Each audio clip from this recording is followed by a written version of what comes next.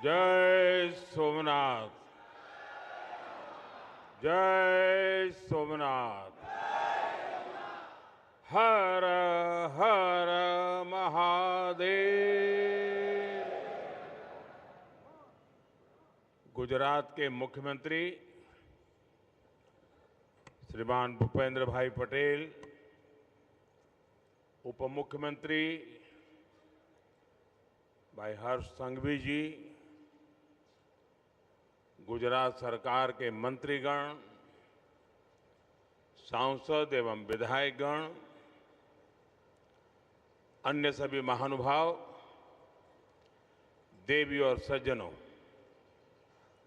आज प्रभास पाटन का पवित्र क्षेत्र एक अद्भुत प्रभा से भरा हुआ है। महादेव का ये साक्षात्कार, ये सौंदर्य, धरती और आसमान से हुई पुष्प वर्षा, भगवा ध्वजों की ये आभा, कला, संगीत और नृत्य की अद्भुत प्रस्तुतियां, वेद मंत्रों का उच्चार, गर्भगृह में हो रहा शिव पंचाक्षरी का अखंड पाठ और इस सब के साथ साथ सागर की लहरों का जयघोष, ऐसा लग रहा है जैसे ये सृष्टि एक साथ बोल रही है,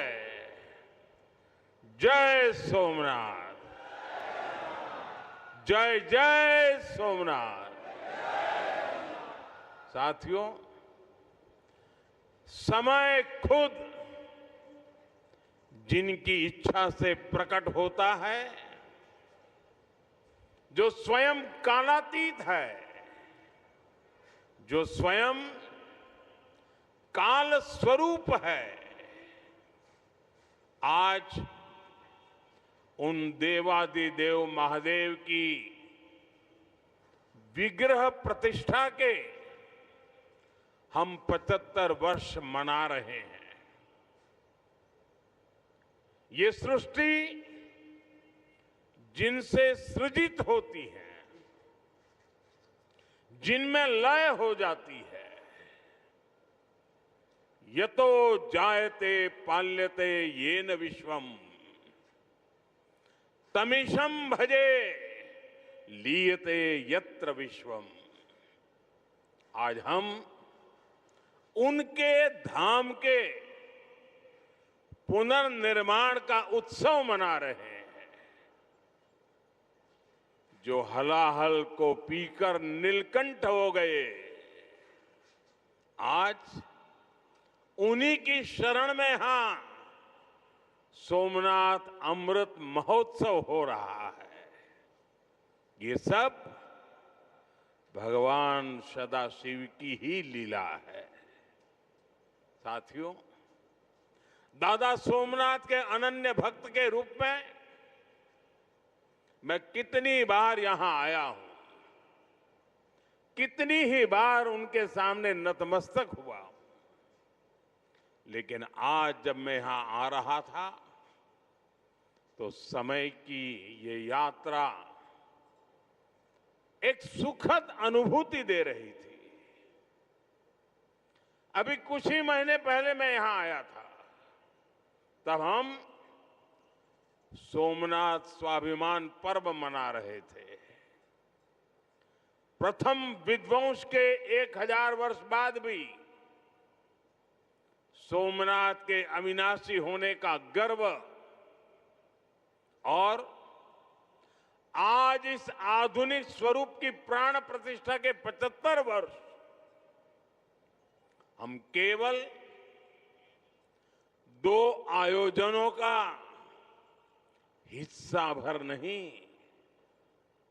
सिर्फ हिस्सा भर नहीं बने हैं, हमें 1000 वर्षों की अमृत यात्रा को अनुभव करने का,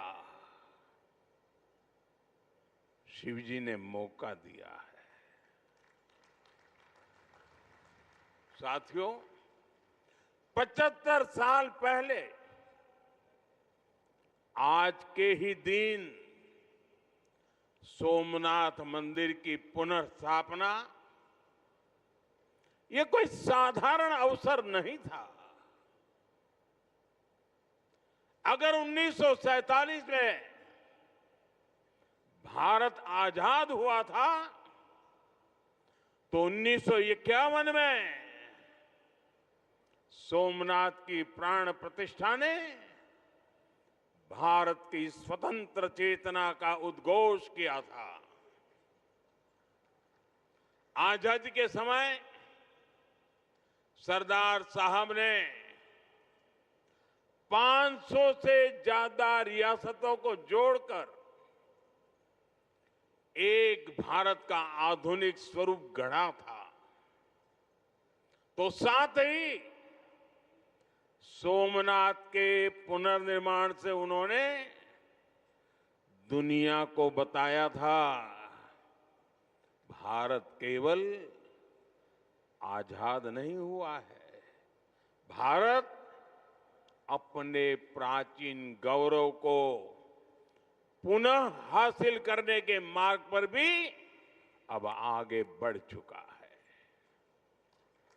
साथियों, इसलिए आज इस अवसर पर मैं केवल 75 वर्षों की झांकी नहीं देख रहा हूं,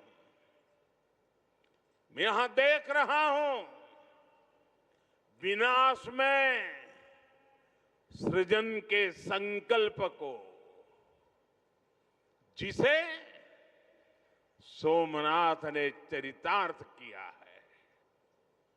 मैं यहां देख रहा हूं असत्य पर सत्य की विजय को, जिसे प्रभाष पाटन ने बार बार जिया है।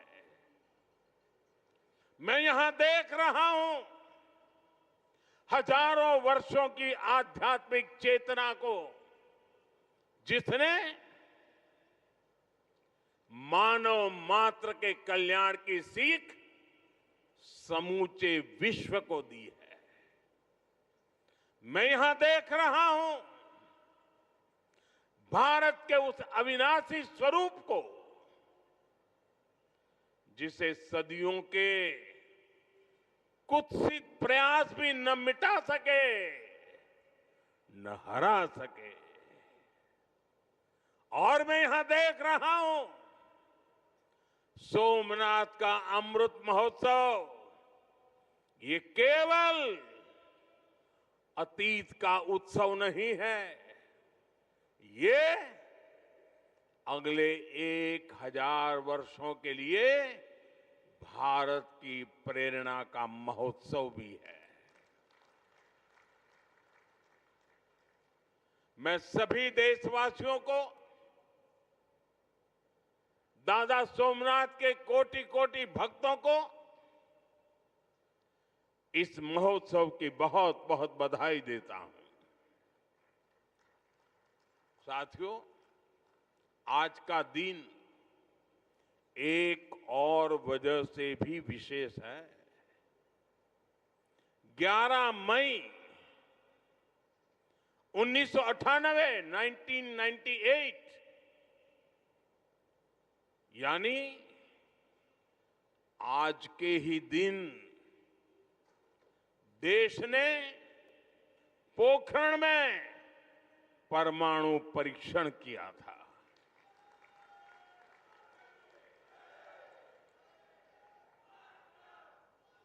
देश ने 11 मई को पहले 3 परमाणु परीक्षण किए। हमारे वैज्ञानिकों ने भारत के सामर्थ्य को, भारत की क्षमता को वैज्ञानिकों ने दुनिया के सामने रखा। दुनिया में तूफान आ गया। भारत, उसकी ये हैसियत, ये कौन होता है भारत जो परमाणु परीक्षण करे? और दुनिया की आंखें लाल हो गई। दुनिया भर की शक्तियां भारत को दबोचने के लिए मैदान में उतरी। अनेक प्रकार के बंधन लग गए।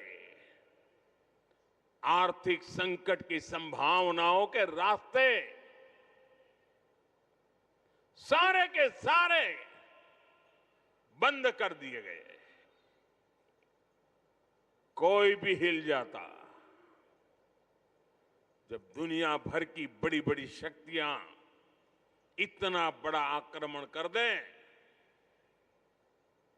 तो आगे के रास्ते दिखते नहीं है। लेकिन हम कोई और मिट्टी के बने हुए हैं। 11 मई के बाद दुनिया हम पर टूट पड़ी थी। 11 मई को वैज्ञानिकों ने अपना काम कर लिया था, लेकिन 13 मई को फिर 2 और परमाणु परीक्षण हुए। उससे दुनिया को पता चला था कि भारत की राजनीतिक इच्छा शक्ति कितनी अटल है। उस समय पूरी दुनिया का दबाव भारत पर था, लेकिन अटल जी के नेतृत्व में बीजेपी सरकार ने दिखाया था कि हमारे लिए राष्ट्र प्रथम है। दुनिया की कोई ताकत भारत को झुका नहीं सकती, दबाव में नहीं ला सकती। साथियों, देश ने पोखरण परमाणु परीक्षण को ऑपरेशन शक्ति नाम दिया था, क्योंकि शिव के साथ शक्ति की आराधना ये हमारी परंपरा रही है। अर्धनारीश्वर शिव स्वयं भी शक्ति के साथ ही पूर्ण होते हैं। आपको याद होगा, जब देश का मिशन चंद्रयान सफल हुआ था, तब चंद्रमा पर जहां भारत का रोवर लैंड हुआ, उस जगह का नाम भी हमने शिव शक्ति पॉइंट रखा है,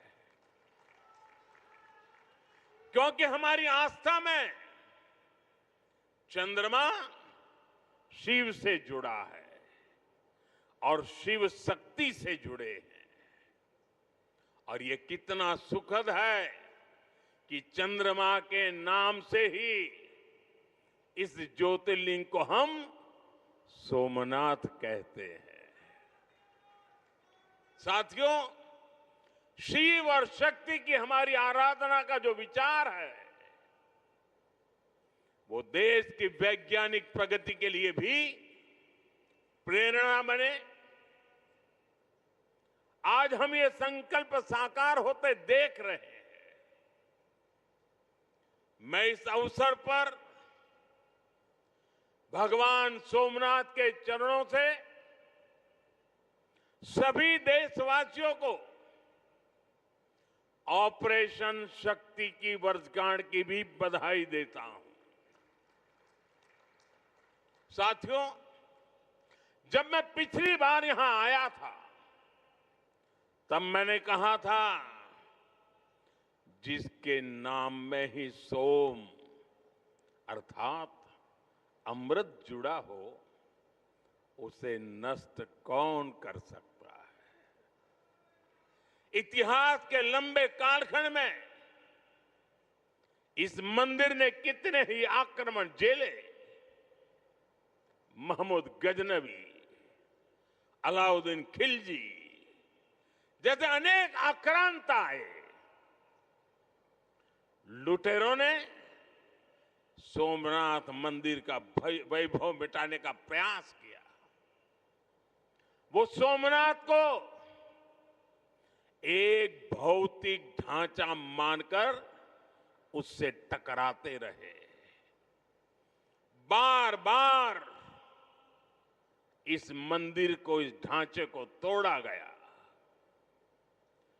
और ये बार बार बनता रहा, हर बार उठ खड़ा होता रहा, क्योंकि तोड़ने वालों को मालूम नहीं था हमारे राष्ट्र का वैचारिक सामर्थ्य क्या है।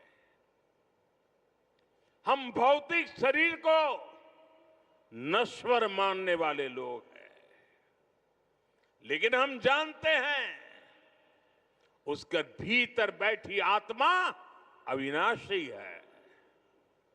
और फिर तो शिव तो सर्वात्मा है। इसलिए अलग अलग काल में अलग अलग जीवों की संकल्प शक्ति में शिव प्रकट होते रहे। राजा भोज, कभी राजा भीमदेव प्रथम, कभी राजा कुमारपाल, कभी राजा महिपाल प्रथम, तो कभी राव खंगार, ऐसे अनेक शिव भक्त समय समय पर सोमनाथ मंदिर का पुनर्निर्माण करवाते रहे। लकुलिश और सोम शर्मा जैसे कितने मनीषी, उन्होंने प्रभास पाटन क्षेत्र की विरासत को संरक्षित किया, इसे शैव साधना और दर्शन का महान केंद्र बनाया। भाव बृहस्पति,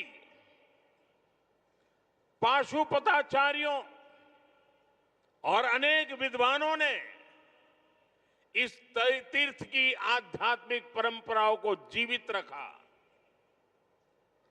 विशाल देव और त्रिपुरांतक जैसे व्यक्तित्वों ने यहां की बौद्धिक चेतना को सुरक्षित रखने का पुनीत कार्य किया।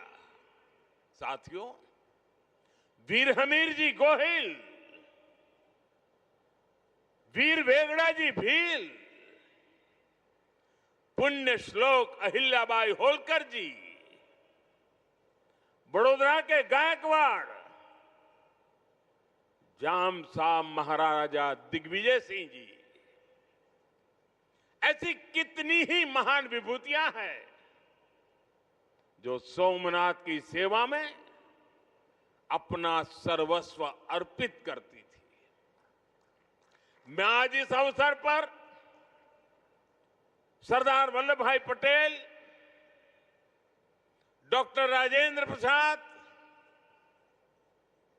श्रीमान के.एम. मुंशी जी, ऐसी सभी ज्ञात अज्ञात दिव्यात्माओं को भी श्रद्धापूर्वक, आदरपूर्वक नमन करता हूं।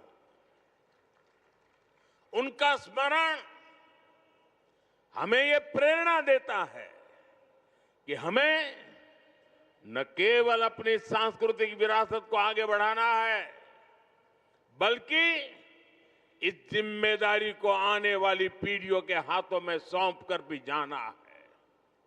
साथियों, हमारे सांस्कृतिक स्थल हजारों वर्षों से भारत की पहचान रहे हैं।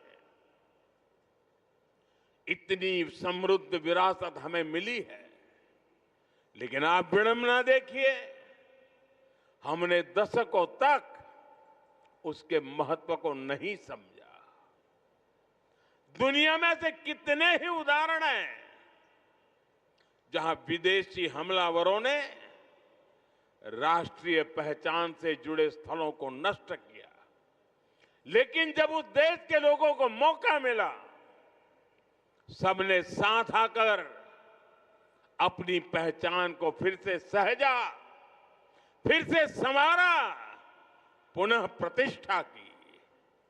लेकिन हमारे यहां राष्ट्रीय स्वाभिमान से जुड़े विषयों पर भी राजनीति होती रही। सोमनाथ खुद इसका सबसे बड़ा उदाहरण है। आजादी के बाद पहले दायित्वों में से एक था कि सोमनाथ मंदिर का पुनरुद्धार करते। इसलिए सरदार वल्लभ भाई पटेल और डॉक्टर राजेंद्र प्रसाद जी, उन्होंने इसके लिए इतने प्रयास किए। लेकिन हम सब जानते हैं उन्हें इसके लिए नेहरू जी द्वारा कितना विरोध झेलना पड़ा था। मैं आज इसके विस्तार में नहीं जाऊंगा, लेकिन ये सरदार साहब की इच्छा शक्ति थी कि इतने विरोध के बावजूद सरदार साहब डिगे नहीं। सोमनाथ मंदिर का पुनर्निर्माण भी हुआ और देश ने सदियों के कलंक को भी धो दिया। साथियों, दुर्भाग्य से देश में ऐसी शक्तियां आज भी प्रभावी हैं जिन्हें राष्ट्रीय स्वाभिमान से ज्यादा तुष्टीकरण जरूरी लगता है। राम मंदिर निर्माण जैसे अवसरों पर भी हमने देखा है किस तरह राम मंदिर निर्माण का भी विरोध किया गया। हमें ऐसी मानसिकता से सावधान रहना है। इस तरह की संकुचित राजनीति को हमें पीछे छोड़ना होगा। हमें विकास और विरासत को साथ लेकर के आगे बढ़ना होगा। साथियों, बीते वर्षों में मुझे सोमनाथ ट्रस्ट के अध्यक्ष के रूप में सोमनाथ दादा की सेवा का जो अवसर मिला, इस मंदिर और क्षेत्र के विकास के लिए जो ऐतिहासिक काम हुए, उस परिवर्तन को आज हम सब प्रत्यक्ष देख रहे हैं। लेकिन साथ ही इस सेवा का मुझे व्यक्तिगत लाभ भी हुआ है। आज मुझे देश के सभी पवित्र तीर्थों के विकास का जो मौका मिल रहा है, ये भगवान सोमनाथ का ही कृपा प्रसाद है। साथियों, आज काशी में सदियों बाद बाबा विश्वनाथ धाम का इतना भव्य विस्तार हुआ है। आज उज्जैन में महाकाल महालोक के विशाल दर्शन भी हो रहे हैं। केदारनाथ धाम का पुनर्निर्माण भी हुआ है। जैसा मैंने पहले कहा, अयोध्या में 500 साल की प्रतीक्षा भी पूरी हुई है। आज वहां भव्य मंदिर में रामलला विराजमान है। साथियों, ऐसे कितने ही पवित्र तीर्थ, पवित्र मठ, मंदिर और क्षेत्र, उनकी जो महिमा हमने पुराणों में सुनी है, आज वहां हमें उस समृद्ध परंपरा के दर्शन होने लगे हैं। और ये इतना कुछ 10-12 साल के भीतर भीतर हुआ है। साथियों, हमारे सांस्कृतिक केंद्रों की उपेक्षा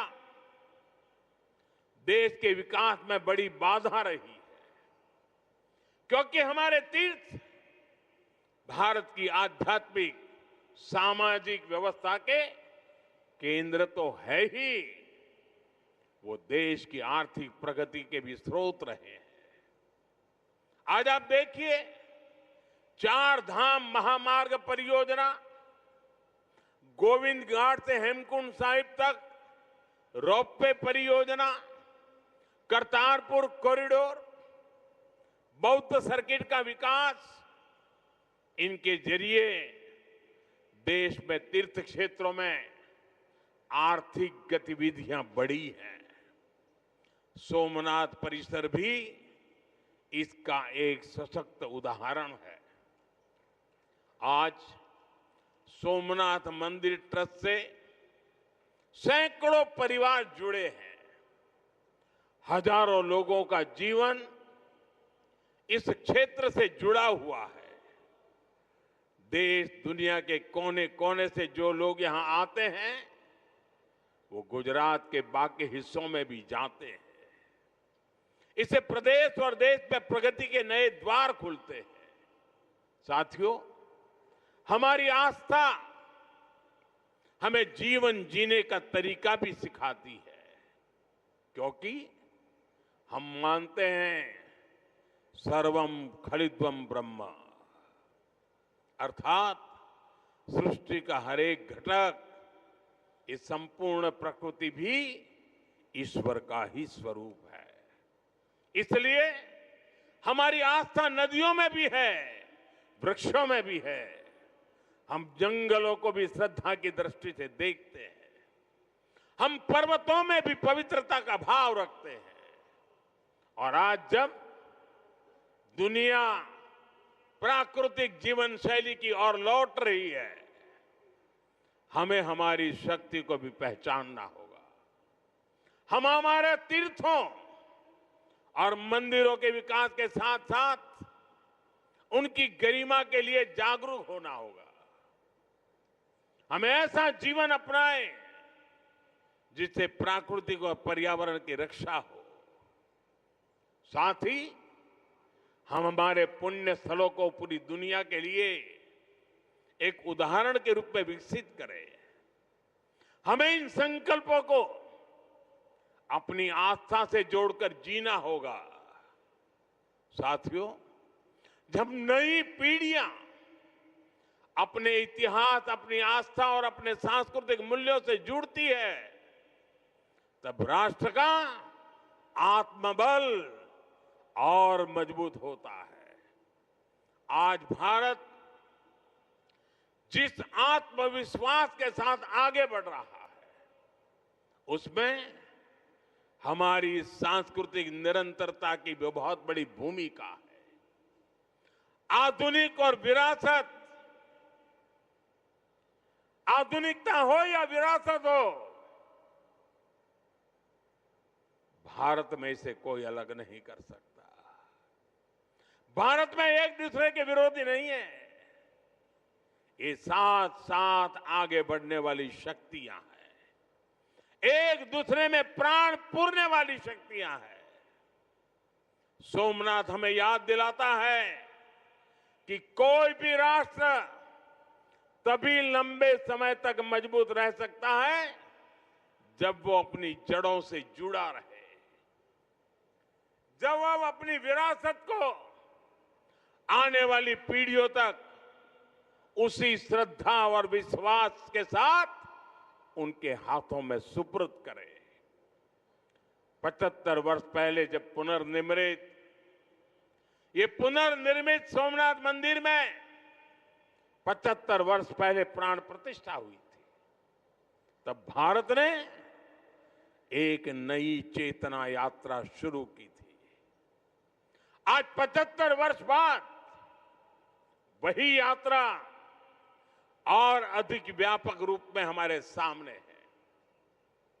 हमें इसे नई ऊंचाई पर लेकर जाना है। हमारे संकल्पों को पूरा करने में दादा सोमनाथ का आशीर्वाद हमेशा हमारे साथ रहे, यही प्रार्थना है। एक बार फिर सभी देशवासियों को, विरासत में विश्वास करने वाले हर नागरिक को, आप सभी को इस अवसर की बहुत बहुत बधाई देता हूं। मेरे साथ बोलिए, जय सोमनाथ, जय सोमनाथ, हर हर महादेव।